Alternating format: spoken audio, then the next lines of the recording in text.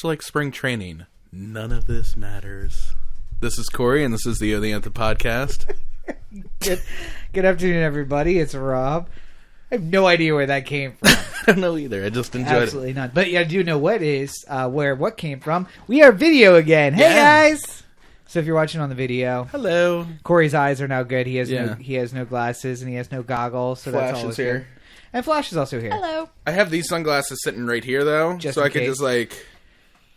He's a dog, a big bad dog. Bounty hunt. Get him, dog. So, I'm super narcissistic. Newsflash. Flash got to sit and listen to me giggle along with the 100th episode from last week as I got the spotlight ready. Hashtag OTA 100.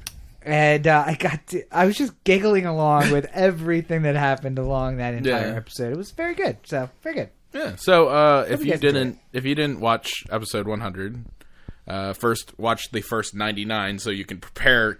Right. Big build, a very slow burn.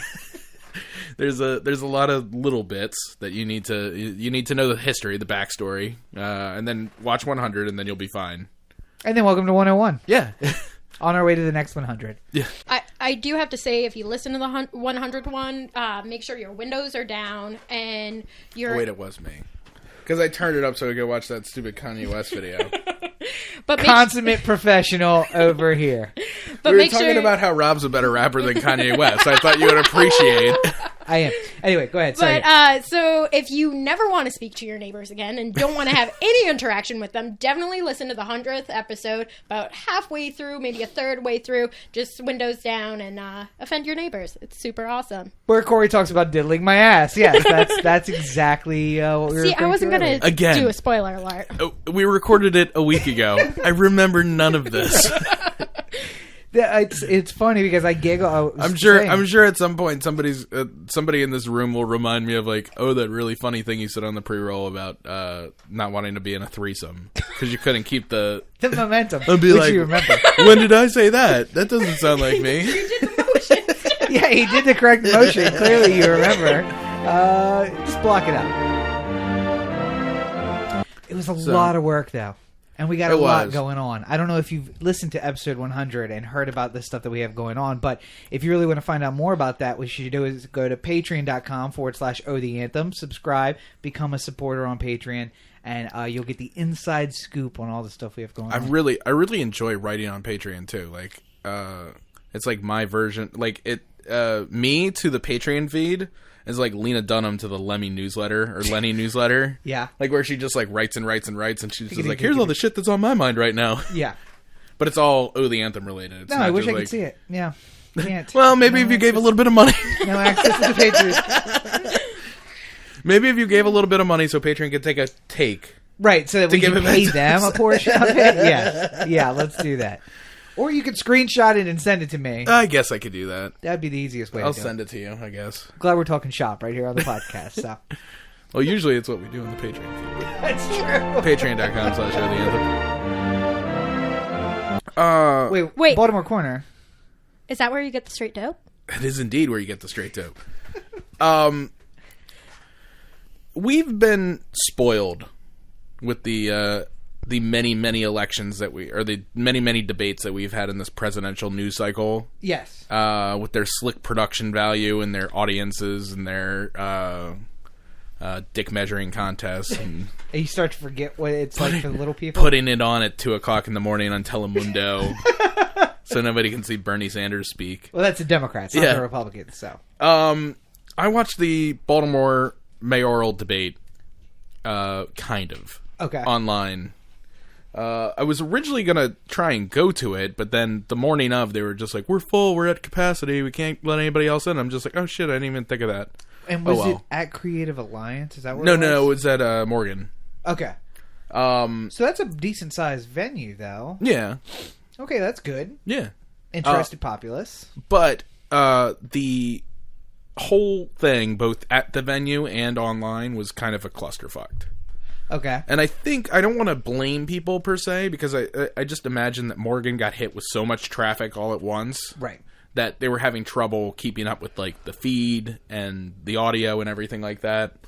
It's some 21-year-old kid like, I'm not ready for this. Just one guy with like a 10-year-old MacBook, and he's just like, why doesn't any of this work? He's in the Why do I have to keep signing into iTunes? That's completely irrelevant to the situation. Yeah. Eventually, what I ended up having to do was listen to the audio-only stream of WEAA, I think it was. Okay. Which didn't pause or buffer or anything like that. And then watch a video that would just, like, every once in a while freeze, and other than that, just be, like, kind of like shots, like intermittent shots of... Photographs. Kind of photographs, yeah. It's like Okay. a slideshow of what was happening. Supposed to be live video, but it was like a slideshow. God, that would be annoying. And what really made it annoying is because I wanted to keep on making points about what candidates were saying, but I didn't know who was talking because people would just interject, and it's not like, like Trump's voice when you hear it. Right. You don't necessarily pick out Nick Mosby's voice from the crowd. How many people was there? 6, 7? No, there was a lot. It was Everybody was there? pretty much, yeah. Okay. D-Ray, Yeah. Nick Mosby, Sheila Dixon, Catherine Pugh, Warnock, Elizabeth Embry, Calvin Harris. Calvin Harris. Yeah. The musician? No. Is he running for mayor? Did I say the wrong? I don't know. Is his name Calvin Harris? I think have it no is. idea. I'll look it up while I... feel like we should Patrick Gutierrez was up there, too. Okay. I think there was somebody else, too. So they had all of the candidates, though. Here, all the Democratic. You describe it, and I will look. How about that? Go ahead. Tell us about Well, it. I know his Twitter handle, so that's why I'm like, Ah. I'm just going right to Twitter and typing it in, and I'm going to have a name in just 1 second. So glad we are so prepared for this. This is fantastic. And I don't know his Twitter. I thought I did. Anywho, yeah, it was kind of a mess because they just sort of let the candidates talk for as long as they wanted to. That's the one thing you and I talked about, that it seemed as though it was not planned out very well. Right. If they came in with like very specific rules of how it was going, and I think all the technical issues sort of threw them for a loop too. They're just like, we're doing it on the fly because there's technical issues.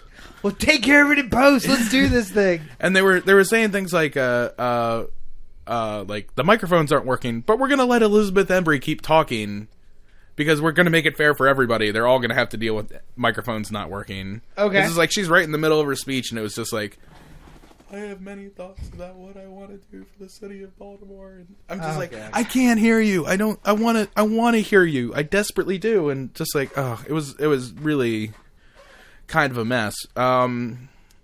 Specifically of what I was able to glean from it. Yeah. Sheila Dixon is not good under pressure. She gets rattled so easily, and Nick Mosby was just dropping bombs on her left and right.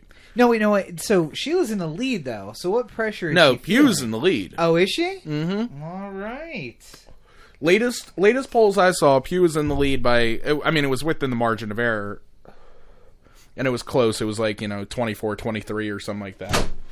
But, So somebody's going to Pugh's- win this race with 24-25%. well, Calvin Young. Calvin Young, god damn it. Now Calvin Harris. Yeah. Who's Calvin Harris? He is he's dating Taylor Swift. He Oh, is maybe that's why I know Irish his name. or Scottish, and he is a DJ performer. Okay. Well, I'm Calvin Young, I'm sorry. I'm sorry that And there's one person who won't be on the podcast. All right. I'll apologize to you in person if you want to come on the podcast. By the way, open invitation. I put out the slick step tweet? Step one, Nick Mosby likes a tweet. Step 2, Nick Mosby comes on the podcast. Step 3, everyone hears about Nick Mosby's thoughts. Sure, yeah. And he liked that one, so now, or at least somebody on his staff did. So Yeah, so come on, I Nick. think the bare minimum is that you come sit with us for an hour and we talk about whatever's on our... Whatever you want to talk about. Yeah. Honestly, we could talk about whatever you would like to talk about. We can point the conversation in directions, but, just hang out with us for a bit. And how about this? We'll come to you. We'll set up. You sit down. You talk about everything you want to talk about. You can storm out whenever you get offended, which I imagine will be the inevitable result. No, we'll be quiet and respectful. Ask respectful questions. We'll wrap it up in an hour or less, whatever time you got. We'll take, and then you can go off to your next event and we will close down and wrap up and get out. Yeah. It's and just that easy. We've extended these offers to candidates already. I've been calling candidates trying to line up appearances on the podcast. Well, as people know, the Anthem Podcast is your Baltimore podcast, and we like to keep you abreast of information of things happening in Baltimore. We want to offer some stuff about the election, but it seems as though these candidates really just want to try and control everything. They don't want to get the message out there. So everyone wants to live in their little hole with that. Right. Well, and what did I say? But if you know any of the candidates, like if you and David Warnock are bowling buddies, then tell them have them come out. Tell them how great we are, and then we'll work it out. So Bernie won big in Michigan. Not that it was that big of a win, but it was big that the polling is so off now. Nobody knows how to do any polling. And everything's been off this whole election because people thought Trump was going to be nothing, and he would be out of the race by now. But there's no predicting this shit. Yeah. Also, no predicting what happens at Trump's rallies, apparently, because what also happened on Saturday, Both me and Flash had to take a deep breath, like, oh, God.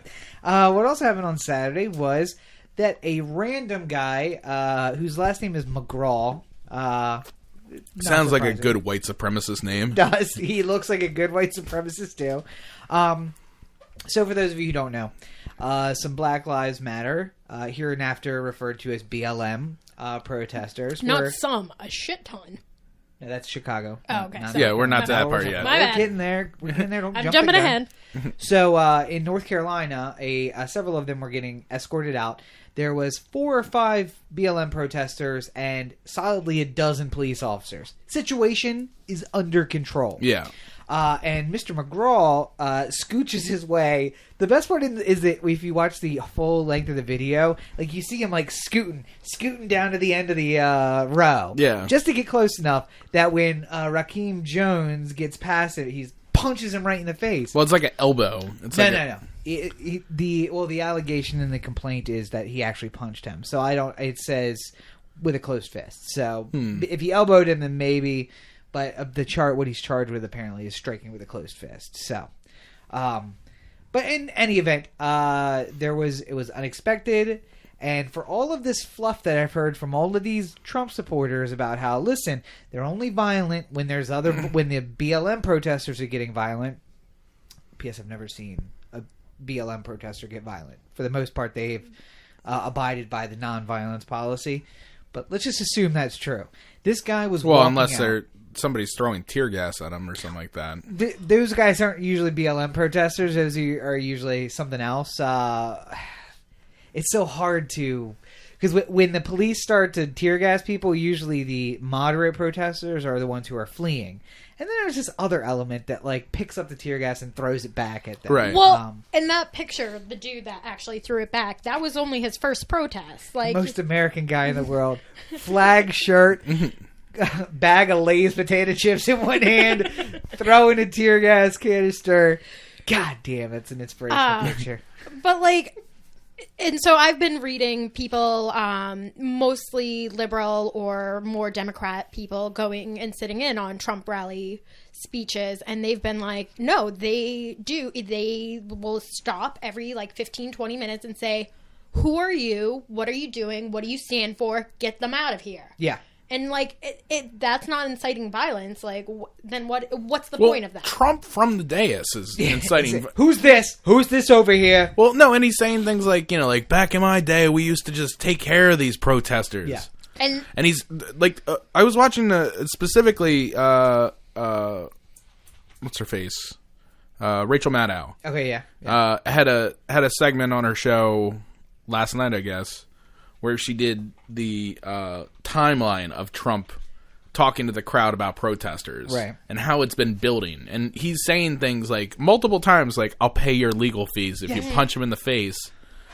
And like, And it's escalating as he knows he can get away with more. Like, so he says something and he's like, let's see how this goes over. Well, and he said he could shoot somebody on Fifth Avenue and he wouldn't lose supporters. The problem is, it's gotten so crazy since then, we've forgotten about that. Yeah. We've forgotten about I could shoot...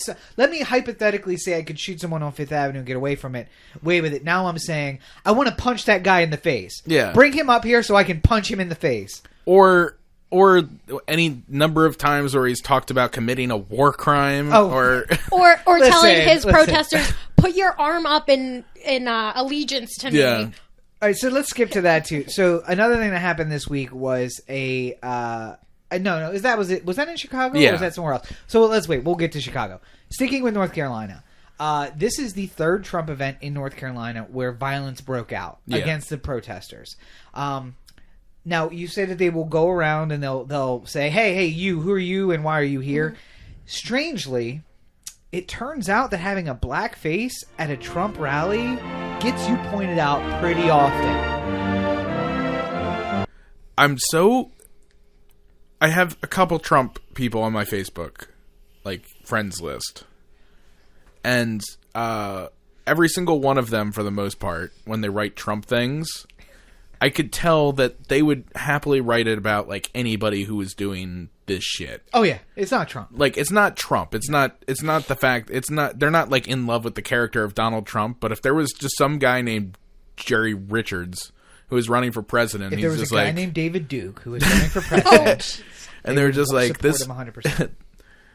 These Mexicans, we need to get them back over the wall. You know, like, we need to build a wall. We'll make Mexico pay for it. Like, these idiots would be all about that, too. Well, it's just getting... The sensationalism of Trump makes it easier for them to support him. Focusing the anger and just, like, I was just going about my day and my shitty job, and now I'm able to hate somebody. I'm so much more passionate and care and, like... So what you're saying is that the economically downtrodden...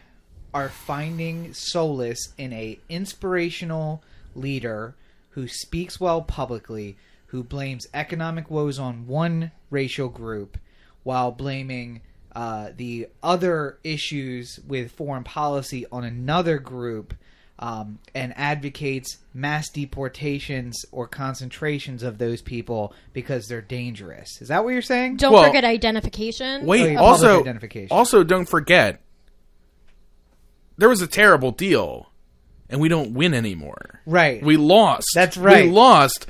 Now we need to make it great again. Right. We need to... It's not... We were once great. We were once great. Broken and then there was a terrible deal and that ruined us. And now we need to make us great again.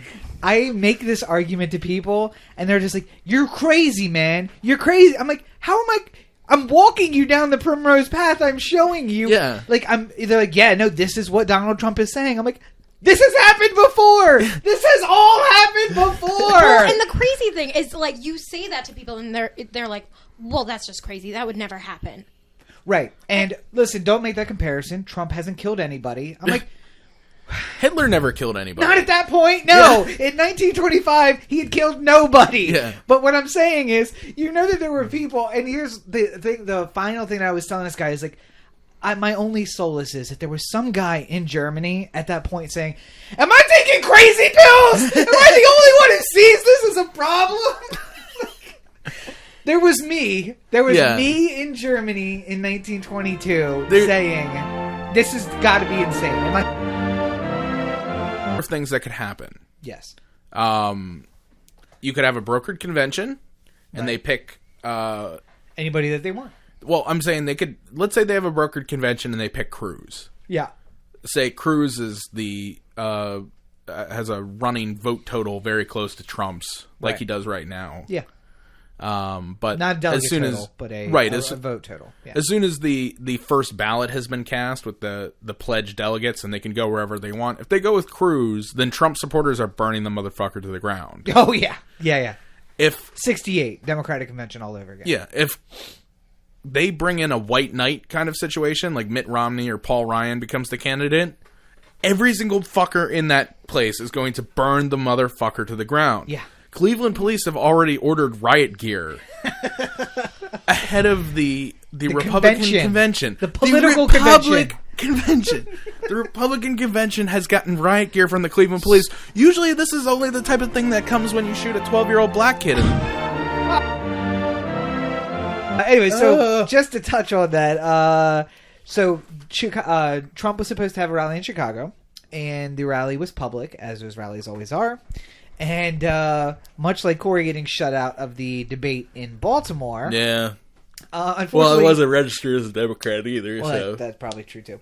But Trump got shut out of his own rally in Chicago because the BLM protesters apparently filled the place up and were chanting and basically carrying on with their own rally in place of the Donald Trump rally. Mm-hmm. And for So I would love if this becomes the thing at every Trump rally. They too. start coming in and filling up. Well, outside of the South, maybe it'll happen. At least now they're like protesting a candidate that actually is detrimental to their movement, rather than like Bernie Sanders. No, but listen, I mean, I get that at the beginning it was about drawing attention to the movement. I would say that there are many candidates who are detrimental to the movement, though, and don't kid yourself. Like, Hillary Clinton is not a friend to the black person. Like, no.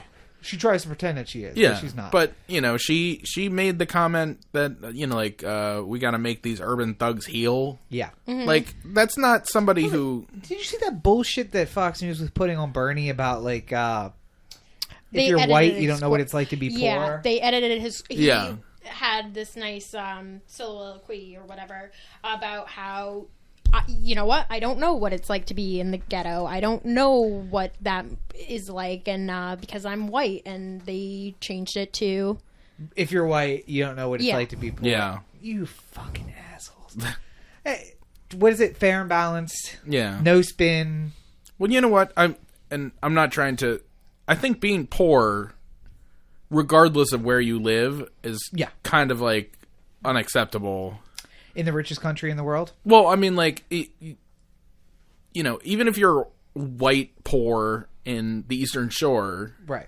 You don't know what it's like until you have a lunch of crackers and SpaghettiOs, Right. Like, because that's all you can afford. You can afford the $1 can of SpaghettiOs. You can afford the crackers. What's your favorite flavor of ramen noodles? Yeah. You don't have an answer to that?